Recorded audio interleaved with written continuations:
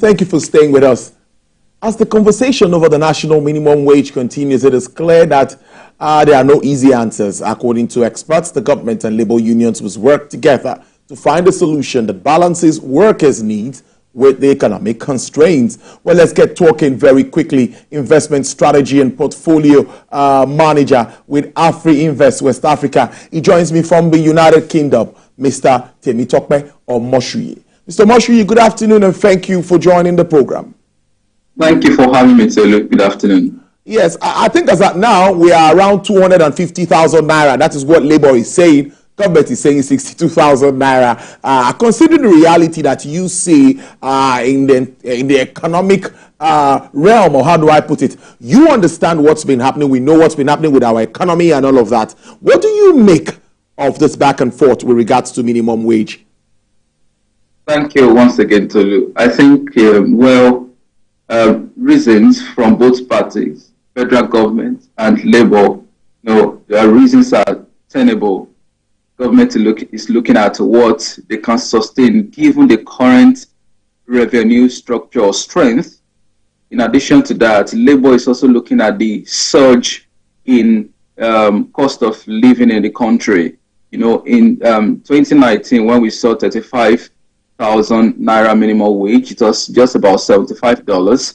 And if you had to look at that rate, $75 as at the current exchange rate, we are looking at over 100,000 naira. And if you are also able to factor, because dollar is also subject to inflation due to the price level in the US, advanced economies, particularly the US, which is the major index right now, has also gone through a bit of inflation. So if you factor all of this into the calculation of what is required, then it's quite obvious why Labour would want to move as high as 200,000 naira. Yes, the federal government had talked about the implication of this on the fiscal condition amounting to over 8 to 9 trillion naira, which will certainly worsen the fiscal condition, the fiscal deficit. And we know in Nigeria, once there's huge fiscal deficit, the major sources of financing usually come from the debt markets. We see some sales of assets, but we know that there are a lot of political reasons why assets will not be sold in Nigeria. But the major source would be more debt financing. And we know what is happening to the debt condition. Right now we're talking about more than 70-80% debt service to revenue ratio, talking about over 40% debt stock to GDP ratio. All of these are already hitching towards a level that we think that is unhealthy. Yes, like I said, labor demand is very justifiable. As a matter of fact, if you look at what is happening in advanced economies, you see that wages have increased substantially on the back of increase in inflation. Increase in price level. So it is ideal for this call to be made at this point in time. So I believe that at some point, a government and the labor union would come to a common ground as to what is sustainable. Because I believe that the union would not also want a situation where government approves 250,000 naira and many of the governors will not be able to pay, because as far as I know, no governor in Nigeria would be punished for not paying salary for several months. We have seen cases like that. Despite 30,000, 35,000, we have seen cases several states in Nigeria where you will get to know that some civil servants have not been paid for 3, 4, 5, 6 months. Imagine a case where it has now the minimum wage has now been jacked up by over 100%. I suspect that two things will happen because cost is always a function of two factors: the wage and the number of labor you have. I'll say your overhead counts. So two things would happen: is either the governor or these state governors are not able to pay, or they delay payments, or maybe the third one is they would have to begin to work on how to become more efficient. So which brings about the point that labor must also look at how do we make the labor, how do we make overhead more efficient, how do we make our human capital efficient, because for this wage conversation to be sustainable, right, we have to look at productivity. So I think that is very important. But I believe that at one point there has to be a consensus, because this has a very that implication on the economy. As a matter of fact, if labor goes on strike for just one day, it will cost the economy as much as 200 billion naira. Imagine a 2-day strike, 5 days, or a protracted strike. So we have to look at the opportunity cost of inefficiency, or or slowdown in the economy as a result of the incessant strike actions. Let's look at inflation, standing above 33%. Price of foodstuff, yam, rice, everything. That's what everyone will tell you has doubled. In some places, more than doubled. We also have interest rates, which the CBN is trying to use to rein in on inflation, which is also on the high side. And obviously, borrowing costs remains very high. Then, electricity tariff, energy prices. How are you looking at all of this? And what projections are we going to be having? We expect inflation figures to come in soon. How does this shape all of the expectations from government, labor, and all of it? Right. Thank you very much, Tolu. I think this is still tied to the question of what is happening to labor and why they want wage to be increased, right? Because if you look at the outlook for inflation, it is not so fantastic. We've been seeing deceleration in inflation in major advanced economies. In fact, we've seen some emerging markets, for instance, Egypt, Ghana, and a couple of other countries now enjoying a bit of deceleration in inflation. The US, UK, Canada, and a couple of others are already seeing major decline in inflation from over 9-10% peak that we saw last year, some in 2022. They've been enjoying all of this, but it seems because of the problem we have in Nigeria, insecurity, among other issues, we see that inflation seems to be elevated, and it seems to this might be sustained for some months, maybe about 2 or 3 months at over 30%. But then I think the question that is really very important we have to answer right now is, how do we bring down inflation sustainably? We don't want a situation where it touches 15%, 20%, and we see a kind of reflation again. So that brings me to the conversation of productivity. We just talked about the labor union and their agitation. And again, it's very important to look at even what is sustainable for them. Once the increase, which is justifiable, is approved, again, if Nigeria is not productive, if Nigerians are not productive, we are still going to have this conversation in the next 3 years, because we're in a global economy that is so volatile, that is so vulnerable. The uncertainty is very high. Policies are very complex, and there's high level of ambiguity. That is, there are incessant crises compared to what we used to see before. 2016, we saw a crisis. 2020, we saw another crisis. 2022, we saw Russia-Ukraine crisis. And we are talking about Hamas and Israel war. All of these are now becoming reoccurring, which is that Nigeria is still very vulnerable. And this is not just about global happenings, because we've seen economies that have stayed resilient despite all of these concerns. For instance, despite several sanctions on Russia, the economy has stayed afloat. In fact, the current account of the country is sound and good. Though there was a bit of issue with the FS market, Russia, but it's still stable. Inflation is even trending downward, significantly in the single digits. If you look at other major macro data, what helped Russia are 2 factors. 1, food security. 2, energy security. So Nigeria, at every point in time, we must prioritize productivity, which is why once government is committed to paying certain amount of wage, we have to begin to look at how our labor will become more productive. Otherwise, we'll continue to have this conversation every time. We think that it is even important, but let's look at the disaggregate what is happening in particularly in the public sector. Which part of this sector MD is not productive? We have to begin to look at all of those rigid things, so that the impact that has been estimated to be over 5 trillion or 9 trillion would be cut down, and if even minimum wage is increased to say 200,000 naira in the private sector, market will adjust. What I mean by that is, you see that there's downside, or you have less absorption into the labor market. So we understand that for sure in the private sector. And what usually happens again is that if you set a price floor, that is a price above the equilibrium price, some things would happen at that point.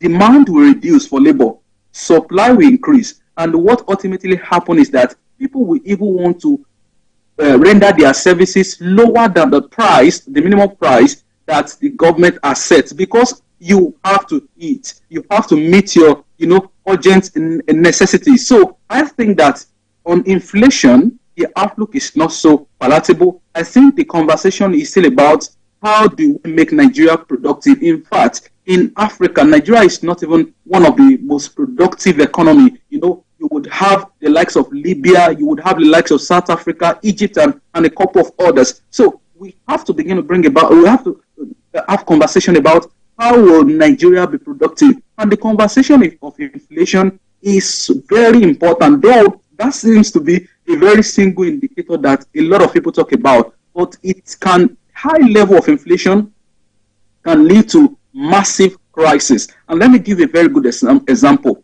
Prior to 2020, average inflation in Nigeria was around 12 to 13%. And that implies, that prices would double in Nigeria every 5 years. But between 2020, after the COVID, to date, average price level inflation, right, is about 20%. That means, price level will double every 3 years. But now, if you look at the current inflation, it shows that price level, if this is not addressed, price level will continue to double every 2 to 3 years. In fact, every 2 years. This is not just limited to price, even for government that has taken, obligation at a very high interest expense due to inflationary pressure, right?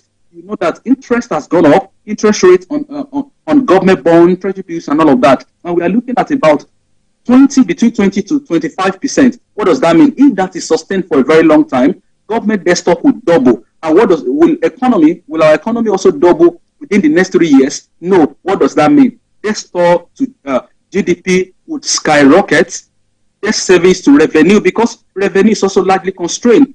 Over 80% of our export is oil. Even though the structure of our revenue has changed a little, it is because it's because of the low production, not because oil revenue has really increased, but because the other side, which is non-oil revenue, is because oil production has not, done so fantastically well. So we have to look at all of these factors. The lasting solution to inflation in Nigeria is we need a reorientation in Nigeria, I think, to begin to understand the difference between money and value. Because money is a medium of exchange, and you use it to store value. Means of value storage, right? If there's no value to store, if there's nothing to be exchanged, money is worthless, and that is what is happening in Nigeria.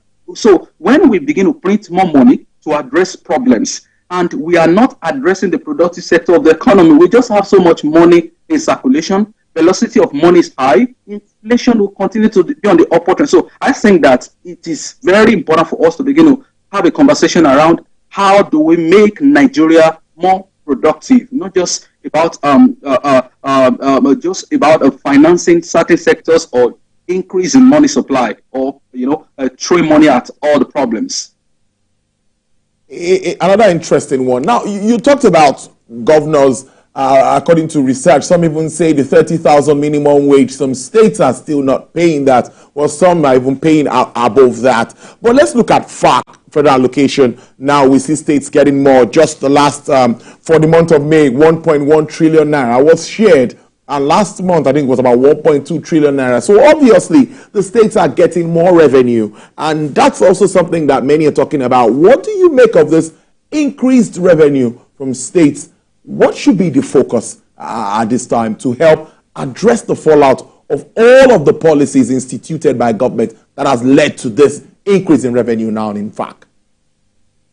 Well, I think that yes, we've seen improvements in FAC allocation, and thankfully, that's as a result of exchange rates, depreciation. We've seen over 100% increase in the price of dollar within the last year to date, and that is translating to what we are seeing, given the revenue that goes to state governments, which looks very good, but in the economics we call that money illusion or fiscal illusion. Money illusion is when you are enthusiastic about the money you have rather than the purchasing power. You and I know that prices have tripled. Even the governors that would want to keep their standard of living, the kind of allocation they are getting, and all of the obligation in the state in terms of the real value, that is the goods and services that the money can afford, what they are getting right now cannot even afford it, which is why two things will continue to happen. One, like I said, some governors will not be able to pay. Secondly, states that are able to pay something substantial will begin to attract labor that are that are skillful will continue to drift to those states, which is why that's why we have to begin to have conversation around how states will become productive and how they will leverage their their comparative advantage. I think all of those conversations have to be brought to the table. Yes, labor must get this the improvement they want to. The minimum wage is sacrosanct at this point. But we all know that even 100,000 naira cannot move the needles. What will keep inflation sustainably low or on a declining trend would be for the supply side to increase. That is supply of goods and services, and which was why I said labor must be productive. Government and the fiscal side is the only instrument that is quite important to ensuring that the productivity is sustained. So increase in revenue as a result of depreciation of the currency is not sustainable. It is just money illusion. In fact, the 100K is just, I believe that it won't even make labor better off, given the trend of what we are seeing with exchange rates, with commodity prices. So I think because the major issue right now is to look at the supply side, and this is why the fiscal authority would need to do everything possible to make a labor productive in Nigeria. And what do we have to do? We have to begin to look at infrastructure. We need adequate power supply. We have to ensure that we talk about even the quality of labor. And what determines the quality of labor? Two factors: their health and the quality of education.